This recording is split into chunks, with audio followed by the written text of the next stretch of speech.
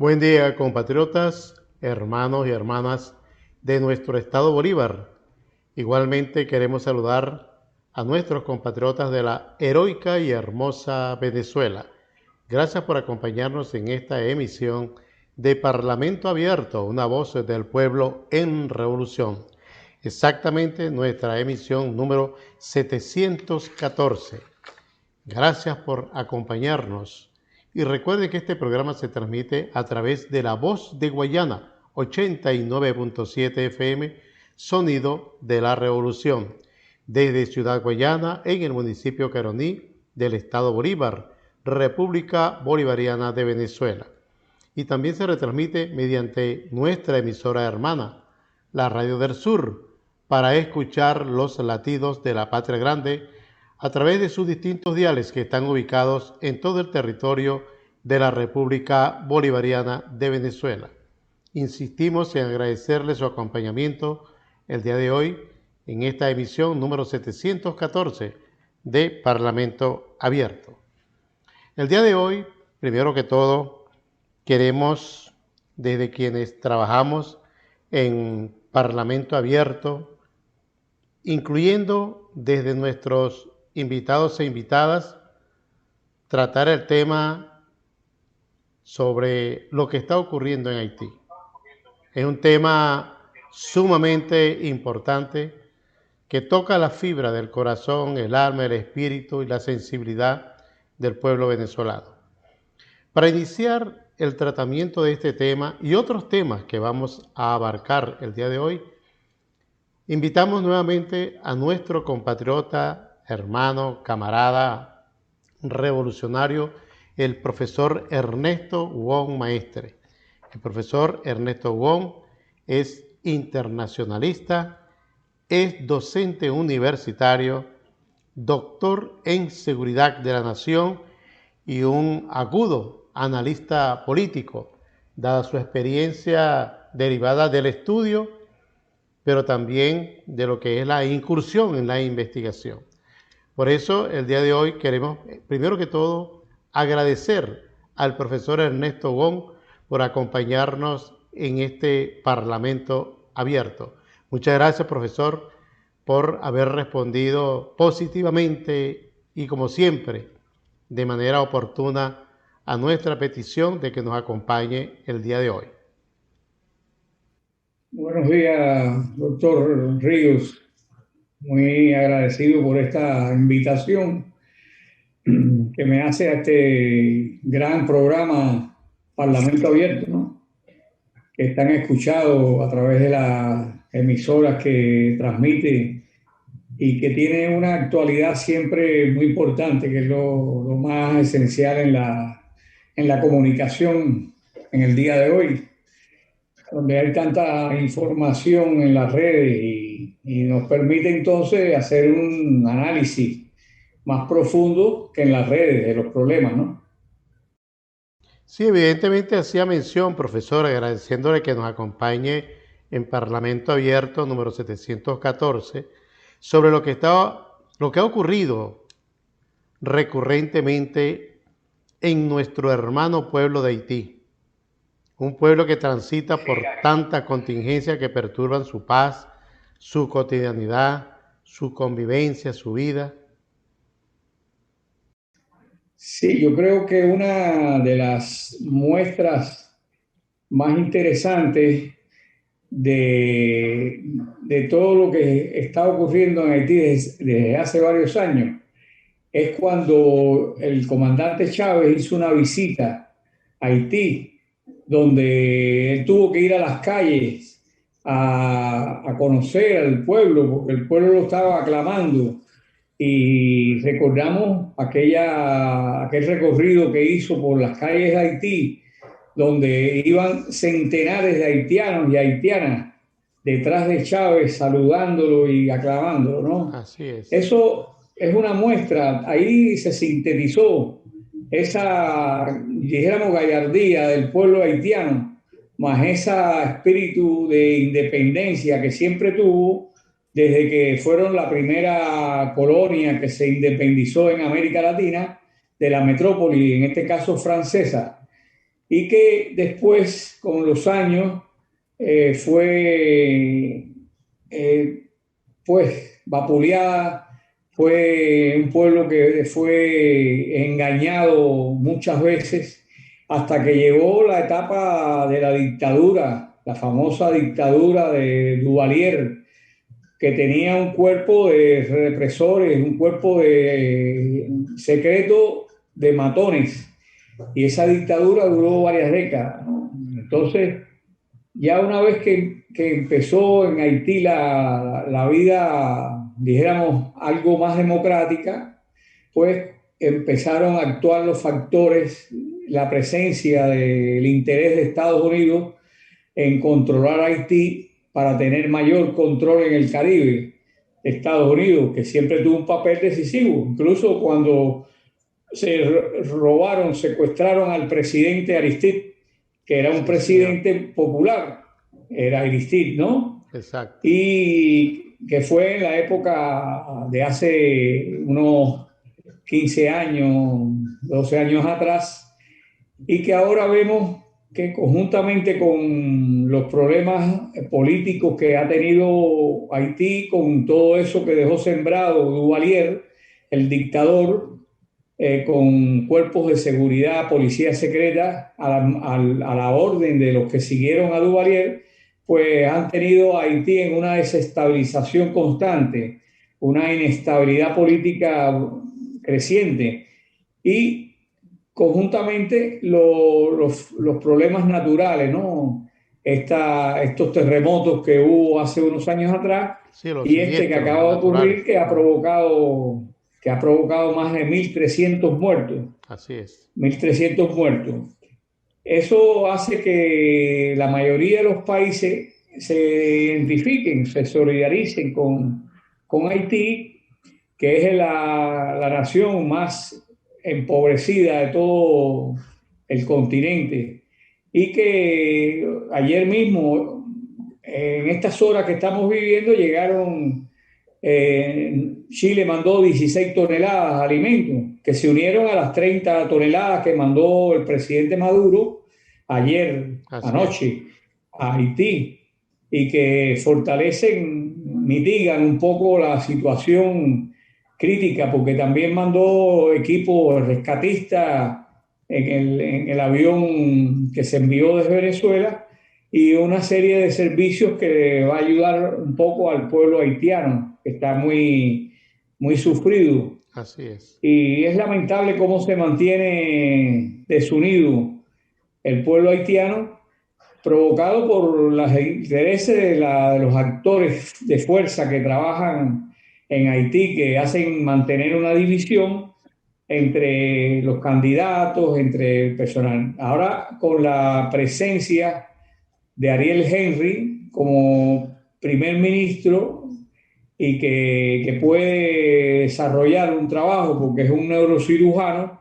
con mucho prestigio en la sociedad haitiana, Así que es. fue propuesto por el equipo de Naciones Unidas y que podría desarrollar un trabajo que va a estar siempre amenazado por los intereses de Estados Unidos y por las bases militares que tiene Estados Unidos en Haití, que siempre es como la espada de Damocles, ¿no? En la cabeza de todos los haitianos, apeligrándolos, amenazándolos con esto, ¿no? Y bueno, ahí estamos, la solidaridad del ALBA, el apoyo a Haití, al pueblo haitiano, y que esperamos que pueda salir de esta grave crisis que está teniendo ahora. Sí, profesor, ha sido recurrente lo que ha sucedido con ese pueblo, pueblo hermano, un pueblo fuerte, solidario, luchador, que por cierto, permítame compartir con ustedes un canto de Ali Primera. Ali Primera en una canción que denomina Noche, la noche del jabalí. Él le canta a Haití diciendo lo siguiente: no preguntes cuántas veces mueve las alas el colibrí. Pregunta, ¿qué estamos haciendo por Haití? un lugar cercado por la noche en el inmenso cobalto del Caribe. La noche en este caso es la miseria, es el hambre. La palabra presa es el hambre. Es negar el camino a la inteligencia. Es negar que el obrero es un poeta. ¿Que cuántos habitantes tiene? Se pregunta allí en esa canción hermosísima. Los que les quedan después de tantas masacres que luchan más allá de sobrevivir. Un canto a Haití de Alí Primera, en la noche del jabalí, una canción muy bonita, que tiene que ver con lo que usted acaba de explicar, profesor. Este canto de Alí Primera se da en los momentos en que estaba la dictadura de François De Duvalier, Duvalier. que era un dictador pero férreo, asesino, criminal, y que para conocer mejor esta etapa de la historia de Haití hay que buscar los libros y los autores como Gerard Pierre Charles.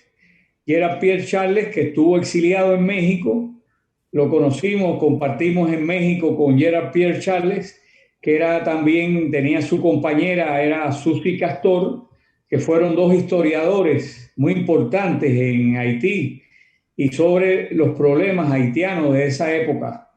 Y seguir desde allí vienen los grandes problemas de Haití, ¿no? Y les dejo este nombre, Gerard Pierre Charles, un gran politólogo, historiador de mucho prestigio en la fuerza de izquierdas progresistas en el mundo, siempre muy leído él. Lamentablemente murió en la época de Jean-Bertrand Aristide, este presidente que, como había dicho antes, fue secuestrado por Estados Unidos y llevado a otros países de África para poder manejar todo el sistema político de Estados Unidos. Una cosa increíble, ¿no? Sí, fue un evento de alguna forma de descaro, de inmenso descaro por parte del imperio norteamericano, sin importarle cualquier criterio de respeto a la autodeterminación de los pueblos, en este caso de Haití. Secuestra a su presidente y lo saca de Haití y se lo lleva en un avión fuera, hasta África, un pueblo hasta África donde estuvo un tiempo allí. Bueno, eso tiene incluso igual relevancia que apoyar a un supuesto presidente, como ocurrió aquí en Venezuela. Es una agresión también de una naturaleza muy particular dentro de lo que tiene que ver con ese comportamiento del imperio norteamericano.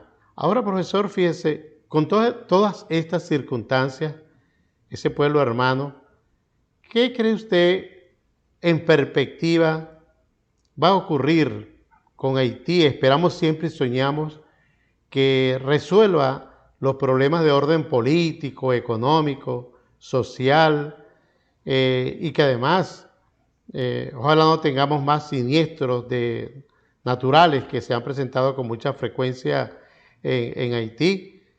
Ahí alguien se hacía una pregunta estos días, por cierto. ¿Por qué si Haití está al lado de República Dominicana y forma parte de una sola isla, todo le ocurre a Haití, no tanto como a República Dominicana? Son cuestiones que nos llevan a pensar sobre la situación por la que transita ese pueblo. En la perspectiva, profesor, ¿qué usted cree puede ocurrir en un pueblo que nosotros señalamos y no queremos más que siga en esa situación de humillaciones, agresiones, opresión, como es la historia de Haití? Sí, todos estos pueblos, sobre todo el haitiano, que es muy proclive a ser dividido entre grupos, pues depende mucho de la política exterior de Estados Unidos y quienes gobiernen Estados Unidos para poder enfrentarse con cierto éxito a las marañas y a las operaciones conspiradoras que hace Estados Unidos para sacar a los presidentes que ellos crean que hay que sacar de ahí.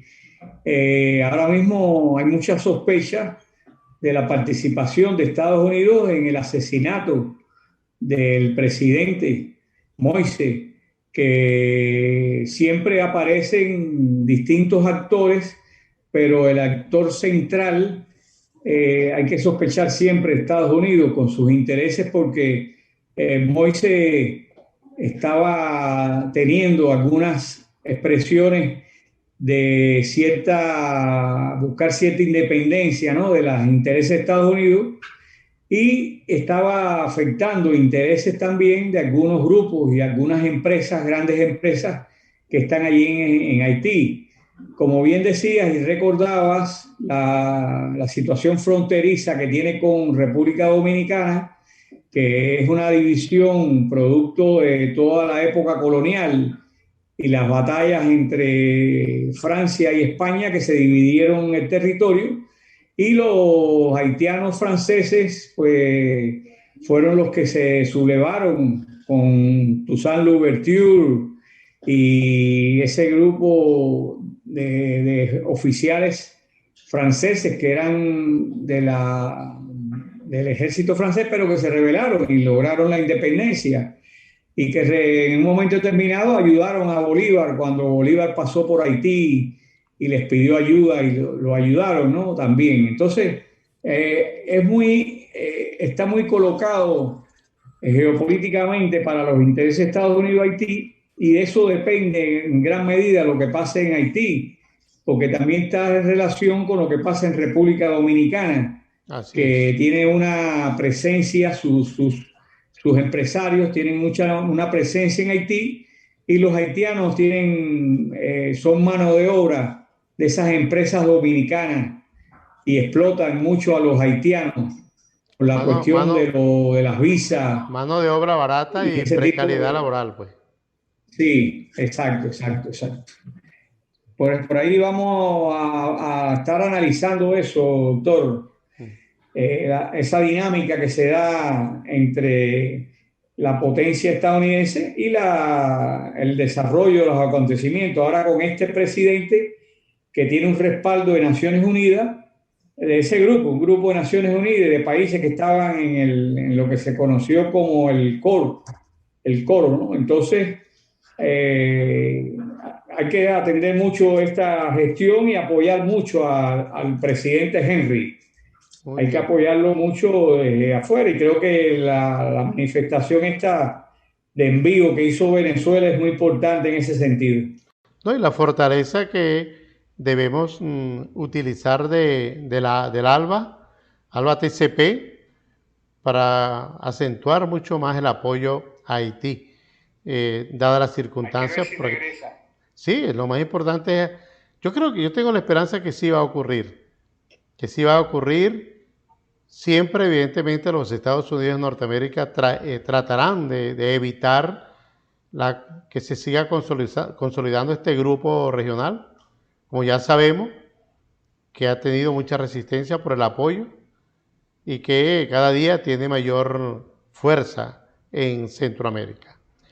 Bueno, eso es importante, profesor. De verdad que nos duele mucho lo que está ocurriendo en Haití. Ya usted lo dijo, más de 1.300 fallecidos, una destrucción de infraestructura, pero terrible, que pasarán muchos años para irla recuperando. Haití todavía no se ha recuperado totalmente del siniestro del año 2010 aún, y se le agrega esta situación nuevamente que va a incidir en la economía y en la forma de vida de los haitianos, aunado pues a la crisis política. Por eso, desde Venezuela sabemos que el presidente Nicolás Maduro va a dar todo su apoyo, como siempre nos ha caracterizado con respecto a Haití, ante ese agradecimiento con el presidente Petión y nuestro libertador Simón Bolívar, y el apoyo para las luchas independentistas bolivarianas. Y evidentemente también nosotros reconocemos desde acá que el pueblo cubano ya se volcó en Haití para reforzar la ayuda que siempre le ha estado brindando.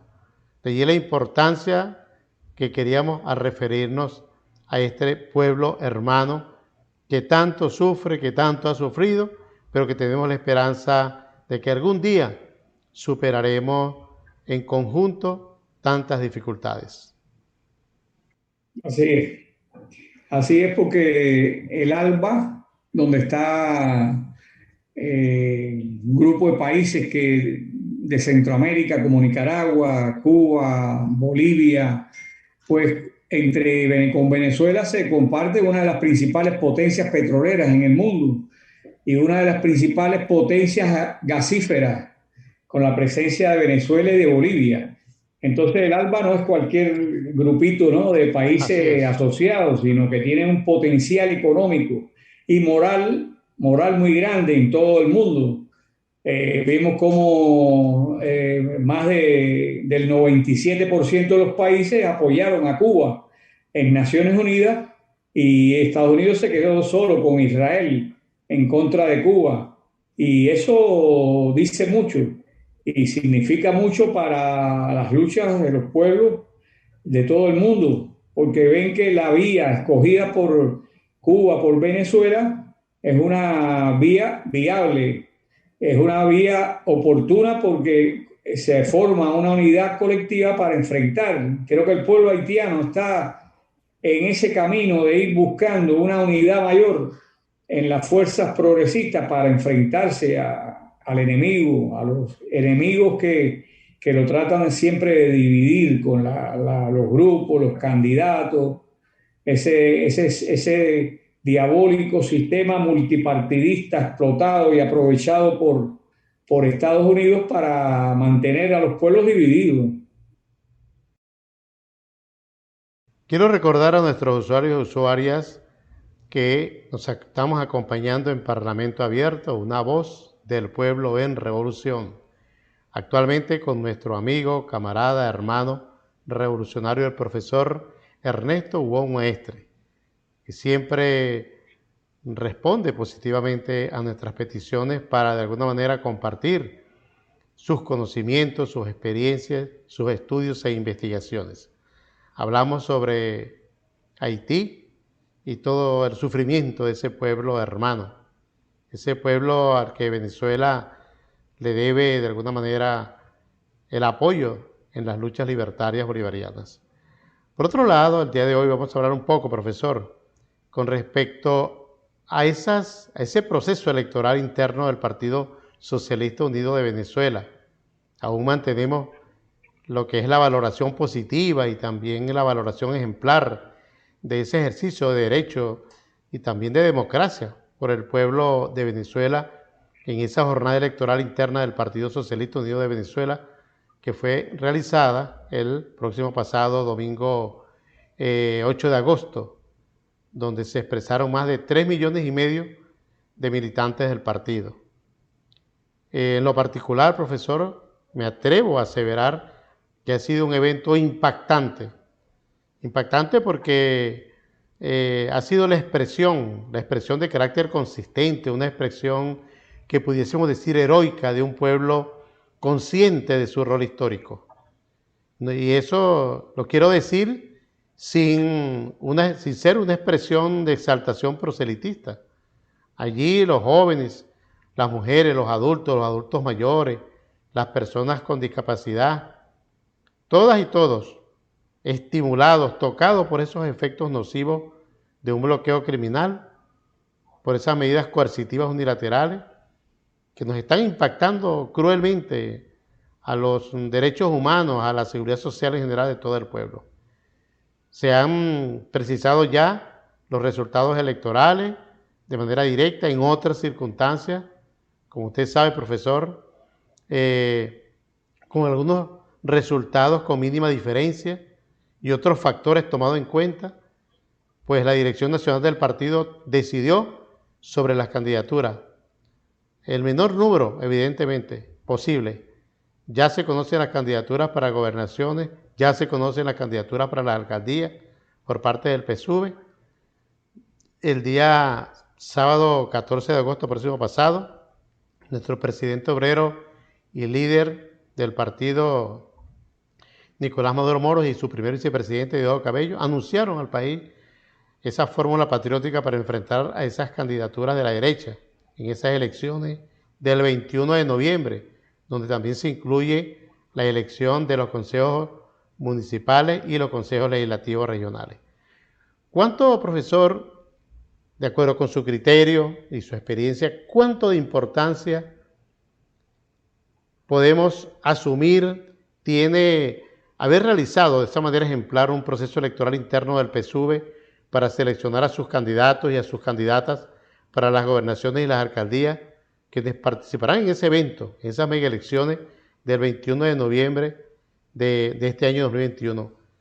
¿Qué peso específico tiene para Venezuela, pero más allá de Venezuela, en el mundo, este evento electoral? Sí, doctor. Yo creo que como todo proceso político tiene un análisis, requiere un análisis interno desde el punto de vista del proceso como tal, donde están los actores, ¿no?, participando, y un análisis del entorno, el entorno que no solamente es espacial, sino que también es temporal. El tiempo y el espacio es muy importante tenerlos en cuenta, porque si vemos este aspecto espacial, se está dando este proceso en una república que está encaminada a transformar el sistema capitalista hacia el sistema socialista. Y por otro lado, está todos los acosos y amenazas que provienen de los países fronterizos, como es Colombia, como es Brasil, como es, en este caso también incluso Ecuador, un poco más distante, pero que tiene su incidencia también por todo lo que ha pasado. Esto tiene que ver entonces quiénes están en estos países fronterizos, y ahí tenemos el caso de Duque, que es todo un peón lacayo de Estados Unidos, y en Brasil Bolsonaro, que incluso están hablando ahora de ingresar a Brasil en la OTAN. Vamos a estar rodeados, A si rodear a no gana Venezuela. Lula, vamos a estar rodeados de potencias de la OTAN, de países aliados. Venezuela Entonces, rodeada por la OTAN. ¿Qué le parece? pero esto que estoy diciendo, don Rafael, lo entiende y lo está entendiendo mucho el pueblo bolivariano. Así es. Ese pueblo de militantes, de chavistas fuertes que no se rinden, que siguen insistiendo en la vía que va a producir mayor felicidad, mayor seguridad, mayor estabilidad, como decía el libertador Bolívar, y que producto de eso es que dio esa muestra de valentía y de heroicidad ese día, ese domingo 8 de agosto, el domingo en que se realizaron las elecciones del PSUV, que fue muy decisivo a los efectos del momento también en que se estaban llevando a cabo negociaciones con la oposición violenta. Y esas negociaciones con la oposición violenta fructificaron de cierta manera en México, influido mucho en el caso de Venezuela, influido mucho por los hechos que ocurrieron allí en esa votación en el PSUV. Yo ahora perdí un poco la imagen, en la imagen de ustedes, no sé si me están escuchando. Sí, perfectamente, profesor, y además de eso mantengo su imagen. Se ve muy bien. Mantienen la imagen. Sí. Perfecto. Entonces, ahí ese acontecimiento mostrado por esos 3 millones, más de 3 millones de militantes, un respaldo al presidente, un respaldo al proceso que se está llevando a cabo, un respaldo a la vía que marca ese proceso de ir mejorando la situación. Yo creo que en comparación con el 2017, y por eso es que hay que tener siempre esa esa posibilidad de incluir en el estudio, en el análisis, los tiempos y los espacios, ¿no? Así es.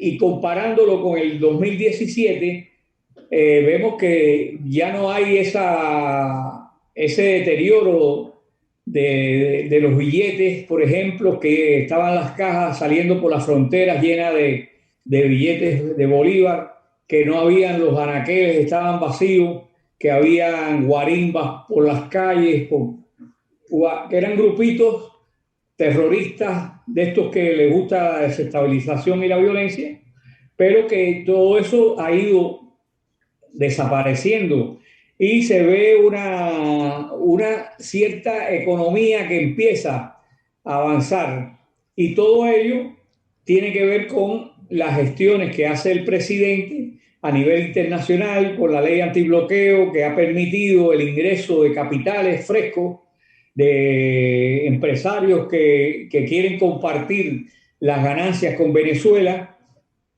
porque las inversiones, todas las inversiones extranjeras dejan recursos al Estado venezolano. Y como es un Estado dirigido por los trabajadores, dirigido por la clase obrera, que siempre está en función de mejorar a la población en la totalidad, pues son recursos que se aprovechan mucho. Las inversiones, ya sea en trueque, en conseguir gasolina cuando no había, conseguir insumos para producir mayores gasolinas aquí en el país, reactivar las empresas petroleras como se está dando en estos momentos. Bueno, es un conjunto de aspectos que requieren vincularlos a esta gestión que se dio ahora con la votación en el PSUV, y que tiene que ver entonces también con lo que se está produciendo en México, con la parte de la oposición o esa oposición violenta, porque las oposiciones son varias en Venezuela y una de ellas es la parte de esta violenta. ¿Y quiénes están en esa oposición? Creo que son elementos que tenemos que analizar un poquito más detenidamente, ¿no? Sí, por cierto, fíjese, profesor, que con respecto a ese diálogo en México, Estados Unidos, Canadá y la Unión Europea, ellos recientemente ratificaron todo el apoyo a la denominada plataforma unitaria, que es la oposición del gobierno bolivariano, en ese proceso de negociación para atender la situación de crisis de Venezuela. Ellos claramente ya se manifestaron. Hubo una respuesta por parte de nuestro presidente Nicolás Maduro y del canciller Jorge Arreaza de que Venezuela no va a estar condicionada a las amenazas, pues, por parte de los Estados Unidos, de Canadá y de la Unión Europea, que salieron al paso para, bueno, mostrar primero que apoyan a esa plataforma unitaria, pero que además aspiran que existan reales avances, ¿no? Una especie de amenaza, pues, contra nuestro país, pero además de eso, obviando lo que ocurrió con ese proceso electoral. Por eso tiene Sí, tanta importancia. sí, el pueblo chavista, el pueblo bolivariano, el pueblo patriota, tiene que estudiar mucho las estrategias, no solamente las nuestras, ¿no? Para comprenderlas bien de parte de nuestro Estado, sino la estrategia del enemigo.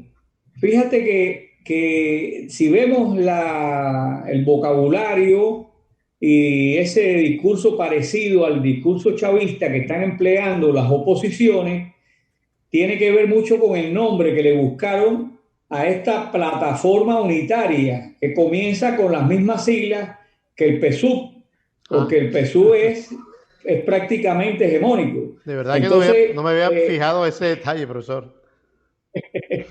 esas son las estrategias comunicativas del enemigo, las cosas, la semiótica, ¿no? Del enemigo, Sí, señor. porque ellos pueden lograr las otras oposiciones se le unan. Entonces presentaría un PU, a lo mejor le ponen de Venezuela, Sí, porque es la maldad que está constantemente en la mente de estos personajes que sabemos que son criminales, porque Leopoldo López, el Blay, que también es otro hombre siniestro. por ahí es, por ahí, así pudiésemos decir, yo conozco también a Gerardo Blay, porque yo fui diputado cuando él estuvo también allí en la Asamblea Nacional, y puedo decir que es una persona que tiene, como lo decía el presidente Maduro, tiene fuerza porque también es muy conocedor de la materia jurídica, es muy estudioso y además es de extrema derecha. Tiene argumento, tiene mucho argumento y por eso está ubicado allí como principal, vocero de la plataforma unitaria, de la derecha, de la oposición, del oposicionismo contra el gobierno bolivariano. Ese puesto que le dieron allí lo aclaraba el presidente Nicolás Maduro. Él está representando allí a Guaidó, nada más y nada menos, a Guaidó que está allí representando a Gerardo Blay. Sí, por eso es muy importante toda esta reanimación que se está dando económica, que va a tener un cierto momento importante ahora a partir de los primeros días de octubre, en que se eliminan los 6 ceros y que se empieza a mejorar el salario mínimo, y con él todos los salarios como conocemos, que siempre se mejoran. Y es resultado de ese trabajo que ha hecho el gobierno bolivariano, y social y económico, porque no hay que olvidar esa parte social que se ha mantenido con los bonos, que son un cierto apoyo con las políticas de no subir tanto los servicios públicos, de mantener el subsidio de la gasolina, aunque hay sus dificultades para llenar, pero se consigue de una u otra forma, con algún esfuerzo, haciendo una cola de unas horas, pero se consigue a un precio regalado. Todo eso va a tributar y ha tributado, está tributando a que a partir del último trimestre se nos den una situación de mucha mejor condiciones que hace un año atrás, hace 2 años atrás. Sí, Hay que evidente. recordarle siempre al pueblo hay que recordarle que hasta el 2015, en que comenzó la política de sanciones de Estados Unidos contra Venezuela, hasta el 2015 el salario mínimo era 200, $300, y se ganaba en las distintas profesiones un buen salario, y que fue durante todos los años del bolivarianismo en Venezuela, y que solamente a partir de esa política de bloqueo, de genocidio que lleva a cabo Estados Unidos, es que se deterioró la situación. Pero el gobierno bolivariano ha sabido enfrentarla y está contrarrestando todas esas faltas de capitales con los aliados de China, de Rusia, de Irán, de Turquía, de la India, muy importante la India en la cuestión petrolera, junto con Bielorrusia también, con la relación en el ALBA, también participando en todo esto, las refinerías de Cuba, participando conjuntamente con Venezuela, porque también el Golfo de México, ahí hay un petróleo que se está compartiendo, petróleo que es en la zona de Cuba, que se está compartiendo también, se está llevando a cabo procesos de prospección, bueno, buscando sacar mayor cantidad.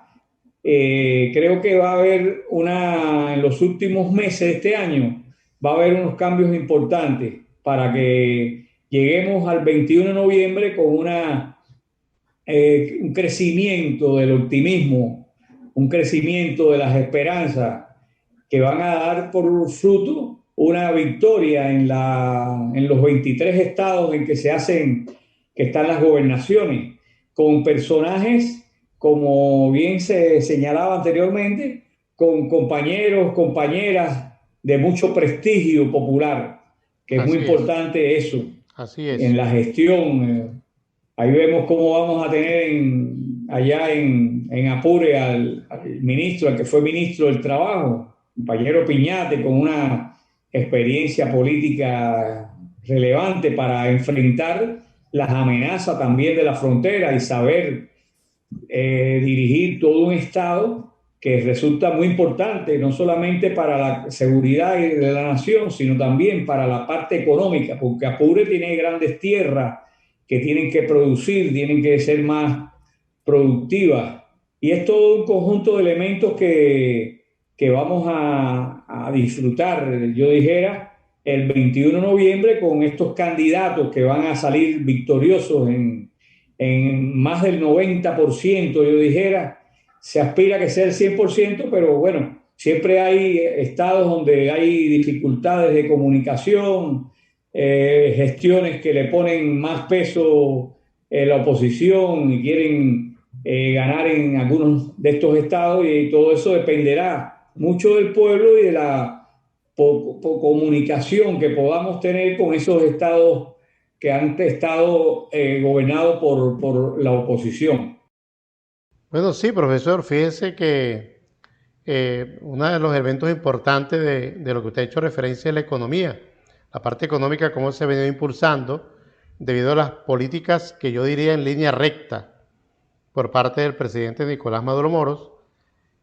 Y para la muestra yo invito a los usuarios, usuarias, a los compatriotas y a las compatriotas que cuando vayamos por las carreteras dense cuenta cómo se están movilizando muchísimos productos, gandolas, camiones, en gran cantidad como no se había visto anteriormente.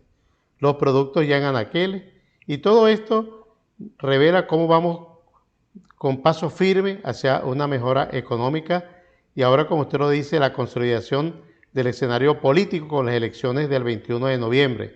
Tenemos por delante, tenemos los escenarios geopolíticos, desaparece el Grupo de Lima, por otro lado se está ya anunciando el impulso de UNASUR con más fuerza y lo que tiene que ver con el relanzamiento también con mucho más fuerza de CELAT.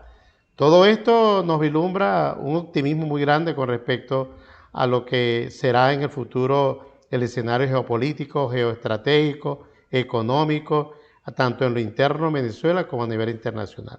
Bueno, profesor, Sí, estamos ya cerrando. sí, en un minuto para que se despida porque ya el tiempo se nos agotó y bueno, para que usted entonces nos pueda terminar de cerrar su Sí, acompañamiento el día de hoy.